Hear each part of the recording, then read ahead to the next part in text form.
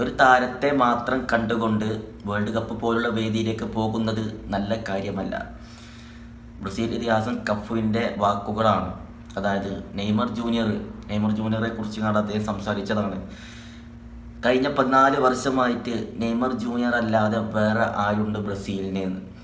എന്തൊരു പ്രശ്നങ്ങൾ വന്നാലും അത് സോൾവ് ചെയ്യാനുള്ളൊരു കാരണമായിട്ട് നെയ്മറെ ഉപയോഗിക്കുന്നു. നെയ്മർ മാത്രമേ ഉള്ളൂ.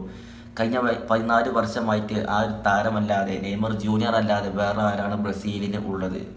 കഫുവിൻ്റെ വാക്കുകളാണ്. നമുക്കൊന്ന് ചിന്തിക്കേണ്ട വാക്കുകൾ കൂടിയാണത്.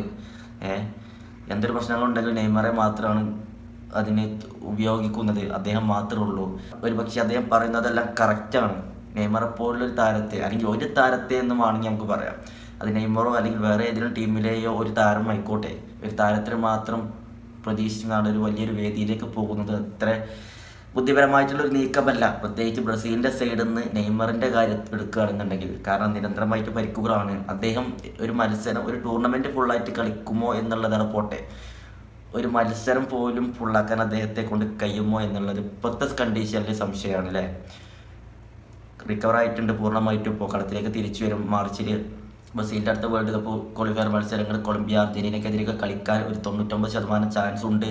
എങ്കിൽ പോലും മുന്നേയുള്ള അദ്ദേഹത്തിൻ്റെ കളത്തിലേക്ക് വന്ന ഉടനെ, ഹിലാലിൻ്റെ കളത്തിലേക്ക് വന്ന ഉടനെയുള്ള പകരക്കാരനായിട്ട് ഇറങ്ങിയിട്ട് പോലും പെട്ടെന്ന് പരിക്ക് പറ്റി വീണ്ടും പോയ ആ ഒരു സിറ്റുവേഷനൊക്കെ എടുത്ത് നോക്കുമ്പോൾ, അല്ലെങ്കിൽ അദ്ദേഹത്തിൻ്റെ കരിയർ മൊത്തം എടുത്ത് നോക്കുമ്പോൾ ഒരു പ്രതീക്ഷക്കുറവ്. കാരണം വേൾഡ് കപ്പ് പോലുള്ള വേദിയാണ്. അതിനൊക്കെ പുറത്ത് അദ്ദേഹത്തിൻ്റെ അവസാനം വേൾഡ് കപ്പാണെന്ന് വേറെ കാര്യം. നെയ്മറിനെ മാത്രം ആശ്രയിച്ച് ബ്രസീൽ 2026 വേൾഡ് കപ്പ് വേദി കാണുന്നത് അത്ര നല്ലൊരു തീരുമാനമായിരിക്കില്ല എന്നുള്ളത് എല്ലാവർക്കും അറിയുന്ന കാര്യം തന്നെയാണ്. ഏതായാലും അദ്ദേഹം കളത്തിലുണ്ട് എന്നുണ്ടെങ്കിൽ ആ ടൂർണമെൻറ്റ് അദ്ദേഹം പറഞ്ഞതുപോലെ തന്നെ വേറെ ലെവലാക്കും. അല്ലെങ്കിൽ അദ്ദേഹത്തിൻ്റെ അവസാന വേൾഡ് കപ്പാണ്. അദ്ദേഹം എന്ത് ചെയ്യാനും തയ്യാറായിക്കൊണ്ടിരിക്കുകയാണ്. അദ്ദേഹം തന്നെ പറഞ്ഞു കഴിഞ്ഞു, എൻ്റെ അവസാന വേൾഡ് കപ്പാണ്, എൻ്റെ നേടാൻ വേണ്ടിയിട്ട് ഞാൻ എന്തും ചെയ്യുമെന്നൊക്കെ.